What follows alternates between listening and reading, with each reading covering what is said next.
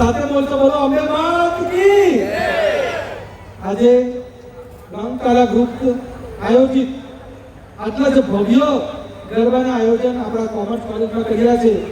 પહેલા તો એમને ખૂબ ખૂબ શુભકામના અપાવું છું કે આજે છેલ્લા 3 દિવસથી પૂરા વિસ્તારમાં સાઉથ ગુજરાતમાં મેં અનેક ગરબા મંડળ કર્યો, પણ આ સૌથી સર્વશ્રેષ્ઠ મંડળ છે એ આયોજન બદલ એમને ખૂબ ખૂબ શુભકામના આપું છું।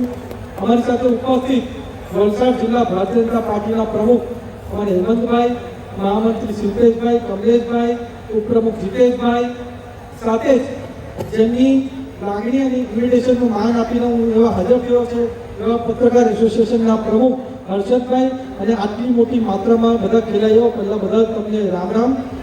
જેમ અમારી ગુજરાત સરકાર હંમેશા આપણા જેટલા પણ તહેવારો હોય એ સરસ રીતે આપણે ઉજવીએ, આનંદ ઉલ્લાસથી મનાવીએ એના માટે પૂરી રીતે પ્રયાસ છે।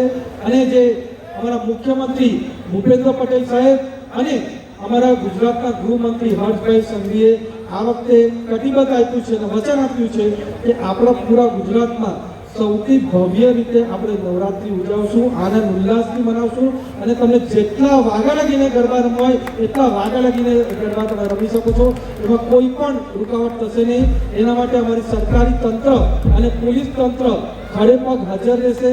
અને જેમ હર્ષભાઈએ વાત કરી કે કોઈના પેટમાં તેલ લડાતું હોય, મરચા પાડતો તો વાંધો નથી, આપણે ગુજરાતીઓ છે ગરબા અહીંયા જ રમવાનો છે, આ પાકિસ્તાન નથી, આ ગુજરાત છે, એટલે આપણે જેટલા મન મૂકીને ગરબા રમો હોય બધા રમો, એટલે અમે તમારી સેવા માટે હંમેશા હાજર રહીશું। ધન્યવાદ।